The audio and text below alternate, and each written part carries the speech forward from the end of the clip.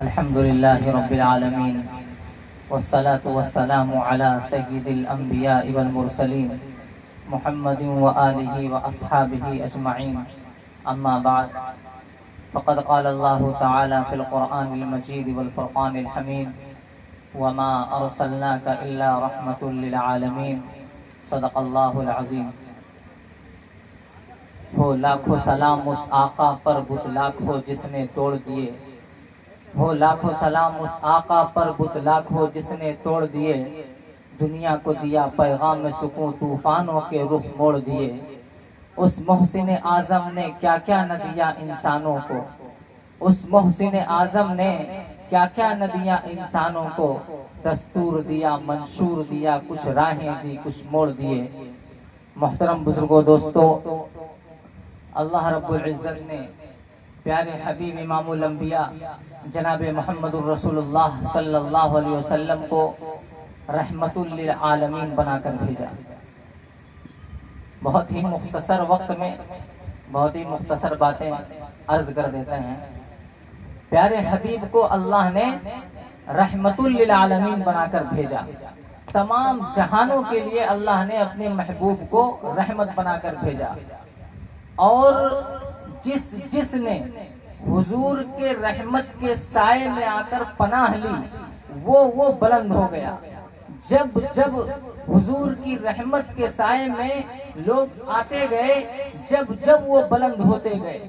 چنانچہ تاریخ شاہد ہے کہ جب حضور کی رحمت کے سائے میں ابو بکر آئے تو وہ صدیق بن گئے، جب حضور کی رحمت کے سائے میں عمر آئے تو وہ فاروق بن گئے، جب حضور کی رحمت کے سائے میں عثمان آئے تو ذوالنورین بن گئے، جب حضور کی رحمت کے سائے میں حضرت علی آئے تو شیر خدا بن گئے، جب حضور کی رحمت کے سائے میں حضرت حمزہ آئے تو سید الشہداء بن گئے، جب حضور کی رحمت کے سائے میں حضرت ابو ہریرہ آئے تو فقراء کے تاجدار بن گئے، جب حضور کی رحمت کے سائے میں حضرت حنظلہ آئے تو غسیل الملائکہ بن گئے، جب حضور کی رحمت کے سائے میں عبداللہ ابن عباس آئے تو امام المفسرین بن گئے، جب حضور کی رحمت کے سائے میں عبداللہ ابن عمر آئے تو امام المفسرین بن گئے، جب حضور کی رحمت کے سائے میں حضرت بلال حبشی آئے تو مؤذن رسول بن گئے. جس نے حضور کو دیکھا وہ صحابی بنا، جس نے ایمان کی حالت میں دیکھا وہ صحابی بنا، نماز پڑھتے ہوئے دیکھا نمازی بنا، اور جب حضور کو دیکھا جس لمحہ حضور کی رحمت کے سائے میں آیا وہ بلند ہوتا چلا گیا. آپ غور کریے، اگر حضور کے رحمت کے سائے میں ہم اور آپ آ جائیں تو کیا جس طریقے سے پہلے کے لوگ بلند ہو گئے تھے کیا ہم بلند نہیں ہوں گے؟ کیا یہاں پر بیٹھا ہوا کوئی بھی شخص اگر حضور کے رحمت کے سائے میں آ جائے تو وہ کیا سمجھتا ہے کہ قرآن نے کہا وَمَا أَرْسَلْنَاكَ إِلَّا رَحْمَةً لِّلْعَالَمِينَ، کہ محبوب ہم نے آپ کو تمام جہانوں کے لیے رب بنا کر بھیجا. تو اگر آج ہم حضور کے رحمت کے سائے میں آ جائیں تو کیا قرآن کا ایک فرمان ہم پر صادق نہیں آئے گا؟ کیا ہم حضور کی رحمت سے فائدہ نہیں اٹھا پائیں گے؟ آپ غور کریے کہ پوری دنیا نے، چاہے وہ ہندو ہو، چاہے مسلم ہو، چاہے سکھ ہو، چاہے عیسائی ہو، جس دھرم کا رہنے والا ہو، جس دھرم کا ماننے والا ہو، اس نے حضور سے فائدہ اٹھایا، اس نے حضور کی رحمت سے فائدہ اٹھایا.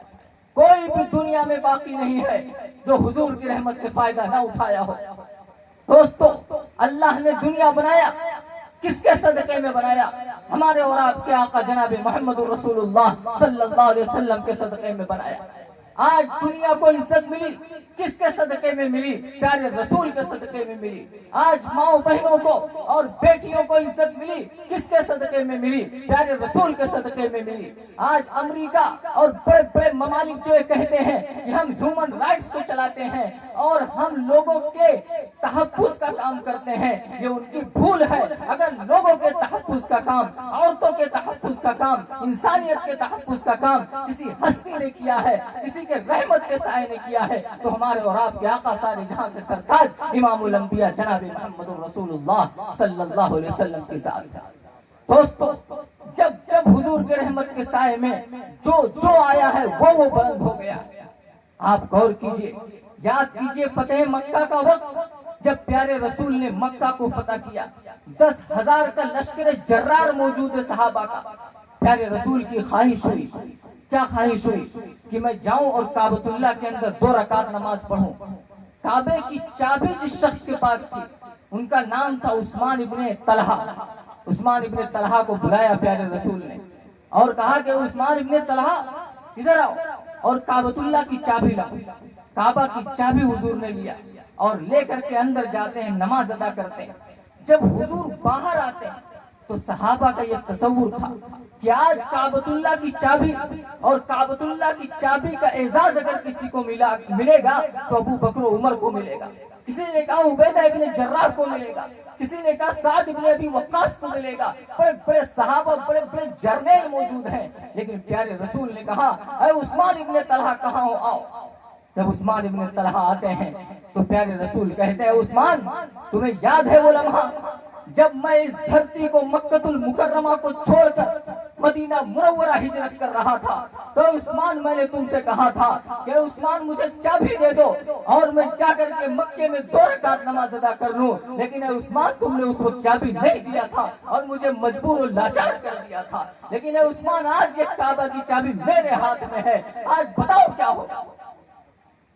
عثمان منہ جھکا کے کھڑے ہوئے ہیں، سر جھکائے کھڑے ہوئے ہیں، لیکن پیارے رسول نے کہا کہ آج میں بھی وہی کروں گا جو حضرت یوسف علیہ السلام نے اپنے بھائیوں سے کہا تھا، لا تثریب علیکم اليوم، کہ آج کسی پر ظلم نہیں ہوگا، آج سب کو معاف کر دیا جائے گا۔ اور پیارے رسول نے کہا عثمان آج کعبۃ اللہ کی چابی تمہیں کو دی جاتی ہے اور آنے والے نسلوں تک تا قیامت کی چابی تمہاری نسلوں کے پاس رہے گی، اور آج آپ جا کر پتہ کر لیجئے کعبۃ اللہ کی چابی انہیں عثمان ابن ابی طلحہ کے پاس۔ اس وقت وہ ایمان نہیں لے کر آئے تھے، لیکن پیارے رسول نے اس طریقے سے عزت دی، اور جب وہ پیارے رسول کے رحمت کے سائے میں آئے تو ایمان لے آئے۔ آپ غور کریے کہ پیارے رسول کے رحمت سے کفار کو عزت مل رہی ہے، کفار کو فائدہ مل رہا ہے۔ لیکن آج دوستو میں بتانا یہ چاہتا ہوں کہ جو پیارے رسول کی رحمت کے سائے میں آتا ہے وہ بلند ہوتا چلے جاتا ہے، اس بات میں کوئی شک نہیں۔ پیارے رسول کی خدمت میں جب یتیم لوگ آئے تو یتیموں کو عزت ملی، ماں آئی تو ماں کو عزت ملی، پہلے ماں نہیں تھی، لیکن جب پیارے رسول آئے تب الگ سے فرمان سنایا۔ کیا فرمان سنایا؟ الجنت تحت اقدام الامہات، جنت ماؤں کے قدموں کے نیچے ہے۔ ماں کو پیارے رسول کی رحمت سے فائدہ مل رہا ہے، باپ کو فائدہ ملا، باپ کو بھی پیارے رسول نے نہیں چھوڑا۔ کیا فائدہ ملا باپ کو؟ فرمایا کہ باپ کی رضا میں اللہ کی رضا ہے، اگر باپ راضی ہے تب اللہ راضی ہے، اگر باپ راضی نہیں ہے تو اللہ بھی راضی نہیں ہے۔ بتائیے پیارے رسول کی رحمت سے باپ کو فائدہ مل رہا ہے، بیٹوں کو فائدہ مل رہا ہے، پوری دنیا کو فائدہ مل رہا ہے، ہر انسان کو فائدہ مل رہا ہے، ملائکہ تک کو فائدہ ملا۔ جبریل صرف جبریل تھے، لیکن جب پیارے رسول کے پاس وحی لانے لگے، اللہ کا پیغام لانے لگے تو قرآن نے انہیں امین کہا، قرآن نے انہیں امین کہا، یہ جبریل امانت دار ہے۔ پوری دنیا ان کو جان گئی، پوری دنیا نے پہچانا۔ جبریل کو بھی عزت مل رہی ہے، انسان کو عزت ملی، جنات کو عزت ملی، یہاں تک کہ ہر فرقے ہر دھرم کے لوگوں کو عزت ملی۔ جس نے پیارے رسول کو مانا اس کو بھی عزت ملی، اور جس نے نہیں مانا اس کو بھی عزت ملی۔ یہی کیا کم ہے کہ پیارے رسول کے صدقے میں کائنات کو بنایا جائے اور پیارے رسول کی نافرمانی ہو پھر بھی انسان زندہ رہے؟ کیا یہ عزت نہیں ہے؟ دوستو آج ہر طرف جو شکایتوں کا ماحول ہے، باپ کہتا ہے بیٹے سے شکایت، بیٹا کہتا ہے باپ سے شکایت، بہن کو بھائی سے شکایت، بھائی کو بہن سے شکایت۔ آخر آپ نے غور کیا؟ کبھی آپ نے غور کیا کہ آخر شکایتیں کیوں پیدا ہو رہی ہیں؟ اگر ہم پیارے رسول کے رحمت کے سائے میں ہوتے تو کیا ہمیں شکایت کا موقع ملتا؟ آج باپ کہتا ہے کہ بیٹا ہمارا نافرمان ہے، کیا کرتا ہے؟ ہماری باتیں نہیں مانتا۔ اچھا کبھی غور کیا کہ آخر بیٹے باپ کو کیوں نہیں مانتے؟ آج دنیا میں ہر شخص کو صرف اپنے حق کی چاہت ہے، صرف اپنا حق چاہیے کہ ہماری عزت ہو، لوگ ہمیں چاہیں، لوگ ہمیں طلب کریں، لیکن اگر دوسروں کے حق کو دینے کی بات آ جائے، امام الانبیاء کے رحمت کے سائے میں آنے کی بات آ جائے اولاد کے سلسلے میں تو ہر باپ زیرو۔ اگر پوچھا جائے باپ سے کہ کیا تم نے رحمت للعالمین کے طریقے پر چلتے ہوئے بیٹے کے حق کو ادا کیا، تو ہر باپ کہے گا نہیں، بلکہ بعضوں کو تو پتہ ہی نہیں ہوگا کہ بیٹے کا کیا حق ہوتا ہے۔ ہمیں یہ تو پتا ہے کہ باپ کی عزت بیٹوں کو کرنی چاہیے، بیٹا باپ کی نافرمانی نہیں کر سکتا ہے، لیکن کبھی غور کیا، کبھی ہم نے سوچا کہ باپ پر بھی کچھ حق ہے بیٹوں کا؟ آج جو ہم کہتے ہیں بچے نافرمان ہو رہے ہیں، اس کی اصل وجہ کیا ہے دوستو؟ بھئی یہی بات سمجھا کے بات ختم کر دیتے ہیں کہ آخر آج بچے نافرمان کیوں ہیں؟ آج معاشرے میں ہر طرف بچے نافرمان، بچیاں نافرمان، عورتیں نافرمان، بیویاں نافرمان، اس کی اصل وجہ کیا ہے؟ دوستو وجہ یہی ہے کہ ہم نے ان کے حقوق کو ادا نہیں کیا۔ جب ہم نے شادی کیا اس وقت سے غور کریے، کیا ہم نے جب شادی کیا تھا تو ہماری نیت اس وقت کیا تھی؟ ہماری نیت اس وقت کیا تھی کہ ہم ایک بیوی لے کر آ رہے ہیں جو ہمارے بچے کو جنم دے گی، یا ایک خوبصورت حور لے کر آ رہے ہیں جس سے ہم اپنی خواہش پورا کریں گے؟ جب ہم بیوی لے کر آتے ہیں انسٹاگرام والی، فیس بک والی، اور ہم اس وقت یہ تصور کریں گے کہ اس کے بدن سے شیخ عبد القادر جیلانی پیدا ہو، اس کے بدن سے جنید بغدادی پیدا ہو۔ جب بیویاں حالت حمل میں بیٹھ کر سیریل دیکھیں گی، فلمیں دیکھیں گی، گانے سنیں گی، تو بچے کے اندر کون سی روحانیت منتقل ہوگی؟ بتائیے۔ آج آپ کی عورتیں اگر امید سے ہیں، آج آپ کے گھر کا ماحول اگر اس طرح سے بنا ہوا ہے، تو کون سی عزت آپ کو ملے گی اور کون سا آپ کا بچہ فرما بردار پیدا ہوگا؟ بچہ پیٹ میں پل رہا ہے، باپ کو چاہیے تھا، ماں کو چاہیے تھا کہ اللہ اس کے رسول کے طریقے پر چلتے ہوئے نماز پڑھتے، سنت پر عمل کرتے، قرآن کی تلاوت کرتے، لیکن کیا ہو رہا ہے؟ فلمیں دیکھی جا رہی ہیں، گانے سنے جا رہے ہیں، اور جب کل وہ بچے پیدا ہو رہے ہیں تو ایک نمبر کے چرسی، گجڑی، بدماش، ماں باپ کی نافرمان اور ایک بات نہ ماننے والے پیدا ہو رہے ہیں۔ پھر ہم پہنچتے ہیں مولوی صاحب کے پاس کہ تعبیذ دے دیجئے، دم کر دیجئے۔ کیوں؟ بچہ بات نہیں ماننا۔ دوستو حقیقت یہ ہے کہ جب ہم بیوی لے کر آئے تھے تبھی ناچنے والی لے کر آئے تھے، تبھی گانے والی لے کر آئے تھے، اور آج جب لے کر آئے ہیں ہم اس کے ساتھ سوئے، اس کے نتیجے میں جو بچہ اس کے پیٹ میں ٹھہرا، جب وہ بچہ پیٹ میں آیا تب ہماری عورتوں نے نافرمانی کیا۔ ہمارے گھر کا ماحول پیارے رسول کے رحمت والا ماحول نہیں تھا، بلکہ پورا گھر جہنم بنا ہوا تھا، اور ہم سوچ رہے ہیں کہ بچہ خواجہ جنید بغدادی پیدا ہو، بچہ عبد القادر جیلانی پیدا ہو، بچہ خواجہ اجمیری چشتی پیدا ہو۔ دوستو ہمیں پہلے اپنی زندگیوں پر غور کرنا ہوگا، پیارے رسول کی رحمت کے سائے میں آنا پڑے گا کہ پیارے رسول نے کیا فرمایا کہ بچے کا پہلا حق یہ ہے کہ جب شادی کرو تو نیک بیوی کا انتخاب کرو۔ خوبصورتی کو دیکھ کر بیویاں مت لے کر آؤ۔ اگر چاہتے ہو کہ نیک اولاد پیدا ہو، ماں باپ کی فرما بردار اولاد پیدا ہو، تو نیک بیوی کا انتخاب کرو۔ پیسہ مت دیکھو، گوری چمڑی مت دیکھو، بلکہ اگر دیکھنا ہو تو دین دیکھو۔ جب ایسی بیوی لے کر آؤ گے تب اس کے بدن سے جو بچے پیدا ہوں گے وہ 2 پارے کے حافظ پیدا ہوں گے، 10 پارے کے حافظ پیدا ہوں گے۔ جب مائیں اپنے گھر کا ماحول درست رکھیں گی اور فلمیں دیکھنا بند کریں گی، سیریل دیکھنا بند کریں گی، بچے کو یہ سمجھیں گی کہ ہم نے ایک ملک کے عظیم سرمایہ کو اپنے پیٹ میں رکھا ہے جو آگے چل کے ملک و ملت کے لیے کام کرے گا، ماں باپ کے سر کا تاج بنے گا، آنکھوں کا تارا بنے گا، پیارے رسول کے امت کے دین کو پھیلانے والا بنے گا۔ جب یہ تصور ہوگا تب بچے دیندار پیدا ہوں گے۔ جب ابتدائی سے ہمارے سوچ خیالات اور سب فاسدات کی طرف جا رہے ہیں تو کہاں سے نیک اولادیں پیدا ہوں گی؟ آپ کو ایک مختصر سا واقعہ بتلائیں۔ ایک بزرگ گزرے ہیں، ان کا نام تھا حضرت عبداللہ۔ وہ ایک مرتبہ بھوک سے تڑپ رہے تھے، اسی تڑپ کی حالت میں انہوں نے ایک سیب کھا لیا تھا، بھوک کی حالت میں ایک بہتے ہوئے دریا کا سیب کھا لیا تھا، اور جب انہوں نے سیب کھایا تو سیب کھانے کے بعد ان کی زندگی واپس آ گئی۔ لیکن انہوں نے سوچا کہ آخر کیا وجہ ہے کہ کس کا سیب میں نے کھا لیا؟ دوستو وہ تلاش میں نکل گئے کہ جس کا سیب ہے میں نے بغیر اجازت کے کھایا ہے، ذرا جا کے ان سے معافی مانگتے ہیں۔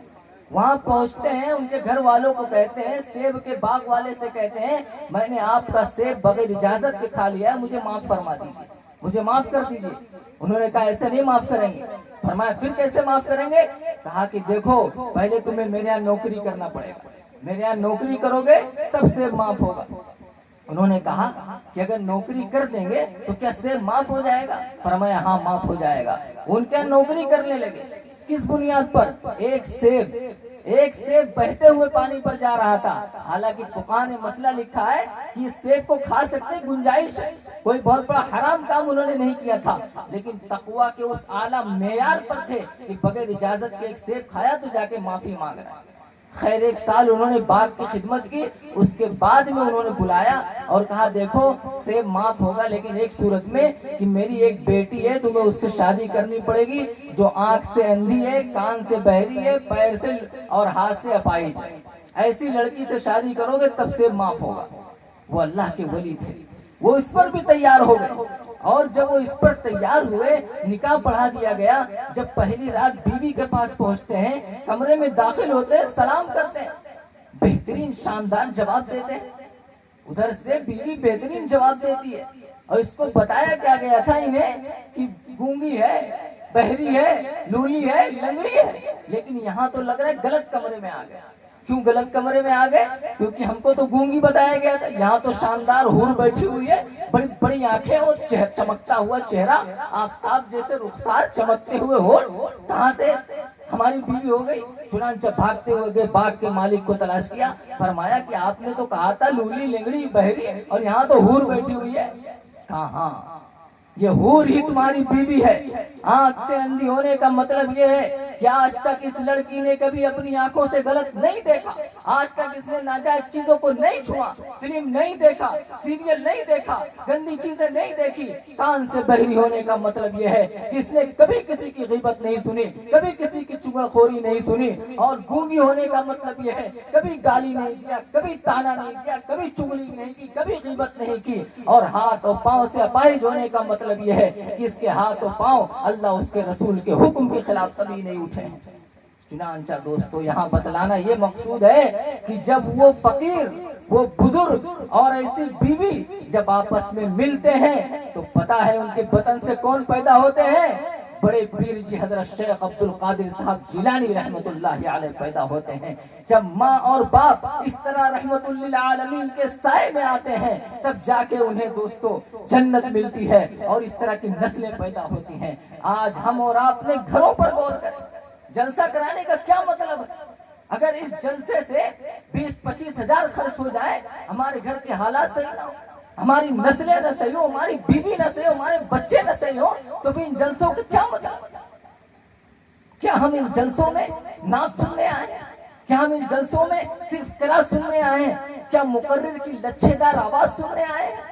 دوستو ہماری نیت یہ ہونی چاہیے کہ آج ہم جب ان جلسوں سے سن اٹھیں گے تو پیارے رسول رحمت للعالمین صلی اللہ علیہ وسلم کے رحمت کے سائے میں جس طرح ابو بکر و عمر آئے اور وہ جنتی بن گئے، علی آئے، عثمان آئے، جنتی بن گئے، وہ سب کے سب بلند ہو گئے، اسی طریقے سے ان جلسوں سے ہمیں بلند ہونا ہے، کیونکہ یہ وہ جلسے ہیں جنہیں پیارے رسول کی رحمت کے سائے نے گھیر رکھا ہے، یہ وہ جلسے ہیں جنہیں پیارے رسول کے رحمت کے سائے نے گھیر رکھا ہے، اور جب ہم پیارے رسول کی رحمتوں سے فائدہ اٹھائیں گے تب ہم اور آپ بھی جنتی بن سکتے ہیں، ورنہ ہم میں اور کفار میں کیا فرق رہ جائے گا؟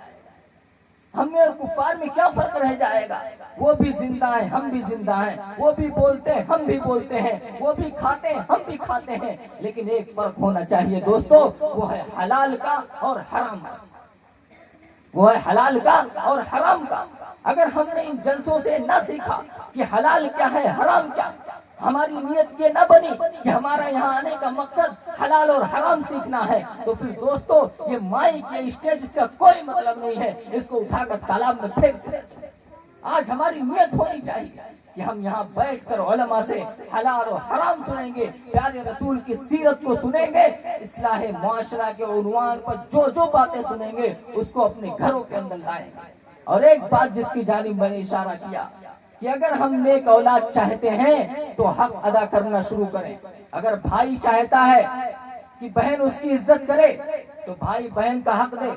اگر باپ چاہتا ہے بیٹا اس کی عزت کرے, باپ چاہتا ہے گھر کا ماحول درست ہو تو وہ پہلے سب کا حق دے, سب کو خرچہ دینا شروع کرے, سب کا عزت کرنا شروع کرے, سب کا سمان کرنا شروع کرے, تب اس کو عزت ملے گی. جب آپ عزت دیں گے تب آپ کو عزت ملے گی, جب آپ حق دیں گے تب حق ملے گا. جب آپ حق کو کھانے والے رہیں گے اور کہیں گے لوگ ہمارا حق دیں تو یہ نہیں ہو سکتا ہے. ہمارے استاد محترم حضرت مفتی اعجاز صاحب فرمایا کرتے تھے کہ نہ ہررا لگے نہ پھٹکری, رنگ آئے چوکھا, کہ ہم کوئی محنت ہی نہ کریں اور چاہے سب کچھ ہمارا درست ہو جائے. دوستو ایسا نہیں ہو سکتا. ہماری مائیں اور بہنیں بھی ہماری باتوں کو سن رہی ہیں, انہیں بھی غور کرنا چاہیے کہ واللہ اگر اپنی نسلوں کو بچانا ہے تو پیارے رسول کے رحمت کے سائے میں آنا پڑے گا. اگر برباد کرنا ہے نسلوں کو, برباد کرنا ہے نوجوانوں کو, برباد کرنا ہے بچیوں کو, تباہ کرنا ہے اپنی نسلوں کو, تو جس طریقے سے حیوانیت کا اور درندگی کا ننگا ناچ چل رہا ہے معاشرے میں, اور جس طریقے سے بچے برباد ہو رہے ہیں, اسی راستے پر انہیں جانے دو اور تباہ کرو. اور اگر چاہتے ہیں کہ نسلیں عزت دار بنے, نسلیں ہماری عزت کریں, تو دوستو پیارے رسول کی سیرت پر اور پیارے رسول کے رحمت کے سائے میں آنا پڑے گا. آپ کو پیارے رسول کی ایک سنت بتلا کر اپنی بات ختم کرتے ہیں. آج ہم نے اس سنت کو ایک دم سے ترک کر دیا. وہ سنت کیا ہے دوستو؟ پیارے رسول صلی اللہ علیہ وسلم راتوں کے اندر مدینے میں نکل کر گشت کرتے تھے, اور یہ عمل حضرت ابو بکر کا بھی تھا, حضرت عمر کا بھی تھا, حضرت عثمان کا بھی تھا, تمام بڑے بڑے صحابہ کا عمل تھا. کیا کرتے تھے؟ راتوں میں نکل کر گشت کرتے تھے. کیا دیکھتے تھے اس میں؟ جو پیارے رسول کے ماتحت لوگ تھے ان کی نگرانی کرتے تھے. نگرانی میں کیا؟ اگر کبھی دیکھا کوئی غلط کر رہا ہے اس کو سمجھاتے تھے, اس کو ٹوکتے تھے, یہ مت کرو, یہ ایسا کرو. صحابہ کو دیکھا کہ نماز غلط پڑھ رہے ہیں, فوراً پیارے رسول نے ٹوکا. حضرت عمر, حضرت ابو بکر, تمام صحابہ. مطلب یہ ہے کہ نگرانی کرتے تھے اپنے ماتحتوں کی. آپ غور کریے کہ آج ہم نے پیارے رسول کی ایک سنت کو ایک دم چھوڑ دیا. کون باپ ہے آج جو اپنے بیٹے کی نگرانی کرتا ہو؟ کون باپ ہے جو آج اپنی بیٹی کی نگرانی کرتا ہو؟ آج ہم نے کھلی چھوڑ کے رکھی ہے دوستو. جان لیجیے اپنے بچوں کی, اپنے بچیوں کی حرکتوں پر نقل رکھنا, نظر رکھنا, یہ سنت رسول اور سنت صحابہ ہے. پیارے رسول نظر رکھتے تھے, آپ بھی نظر رکھیے. بچہ ہمارا موبائل میں کیا دیکھ رہا ہے, کیا چلا رہا ہے, کیا ہمیں پتہ نہیں؟ ہمیں اس کا کوئی پرواہ نہیں. دوستو ہم ہسٹری چیک کرنا جانتے ہیں. یوٹیوب ہو, فیس بک ہو, گوگل ہو, اپنے بچوں کی ہسٹری کو چیک کریں. کیا آپ کی نظریں شرمندہ ہوتی ہے کہ نہیں ہوتی؟ اس کے یوٹیوب اور گوگل کی ہسٹری کو چیک کر کے اگر آپ کی نظریں شرمندہ ہو رہی ہیں تو آپ دیکھیے آپ کی اولاد کہاں جا رہی ہے. پیارے رسول کی نگرانی کا دور الگ تھا, ہمارا دور الگ ہے. ہمارے دور میں سب کچھ موبائل ہے, سب کچھ سوشل میڈیا ہو گیا ہے.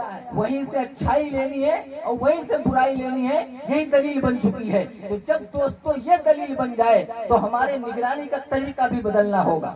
ہمیں یوٹیوب کی ہسٹری, فیس بک کی ہسٹری, فون کی ہسٹری, کس سے بات کر رہے, کیا کر رہے, ساری چیزوں پر نظر رکھیں اپنے بچوں کی. اور یہ مت سمجھے یہ غلط ہے دوستو, یہ سنت رسول ہے. اپنے ماتحتوں کی خبر گیری کرنا, اپنے ماتحتوں کو پکڑ رکھنا کہ ہمارا ماتحت, ہمارا بچہ, ہمارا بیٹا, ہمارا شاگرد, ہمارے ماتحت کے لوگ کیا کر رہے ہیں, یہ سنت ہے پیارے رسول کی. آج ہم نے اس سنت کو چھوڑ دیا, اسی وجہ سے ہمارے بچے جا رہے ہیں. دوستو اگر کوئی آ کے بتائے کہ آپ کا بچہ, آپ کی بچی اس غلط کام میں ملوث ہے تو اس کو ڈانٹے نہیں, اس کو ڈپٹے نہیں, بلکہ اس کا احسان مانے کہ اس نے آپ کے بچے اور آپ کی بچی کے ایک عیب سے آپ کو واقف کر دیا ہے, آگاہ کر دیا ہے. اب آپ کے پاس موقع ہے اسے سدھارنے کا. دوستو یہ بھی پیارے رسول کی سنت ہے کہ جب جس چیز کے بارے میں پیارے رسول کو, صحابہ کو پتہ چلتا تھا کہ یہ چیزیں غلط ہے تو اس کو صحیح کرنے کی کوشش کرتے تھے.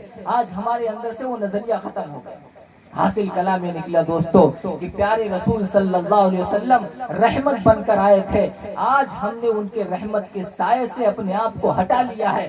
اگر ہم ان کے رحمت کے سائے میں آئیں گے, اپنے ماتحتوں کا دھیان رکھیں گے, جب ہمارے عورتوں کے پیٹوں میں, ان کے بدن میں جب بچے ہوں گے, ہم اس وقت احتیاط کریں گے. اپنی نسلوں کے مستقبل پر جب غور کریں گے, تب ہمارے گھر کے حالات بھی درست ہوں گے, اور ہمارے گھر کو اور ہم کو رسوائی کا اور شرمندگی کا سامنا نہیں کرنا پڑے گا, اور پیارے رسول کی سنتوں پر بھی عمل ہوگا. ابھی آپ تفصیل کے ساتھ علماء سے سنیں گے. ہمارا وقت ختم ہو رہا ہے. اللہ رب العزت سے دعا ہے کہ ہمیں اور آپ کو کہنے سننے سے زیادہ عمل کی توفیق عطا فرمائے. آمین. وما علینا الا البلاغ.